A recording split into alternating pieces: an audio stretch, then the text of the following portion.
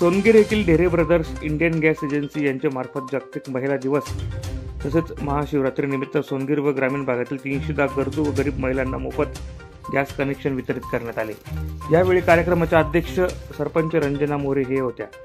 या प्रसंगी ढेरे ब्रदर्सचे संचालक प्रमोद ढेरे, विजय ढेरे यांनी ढेरे ब्रदर्सच्या प्रधानमंत्री जन औषधीबाबत महत्त्व पटवून देत भारत देशाच्या 3ऱ्या क्रमांकावर ढेरे जन औषधी केंद्राचे नाव असून प्रधानमंत्री नरेंद्र मोदी यांनी ढेरे यांच्या कार्याचे कौतुक केले आहे।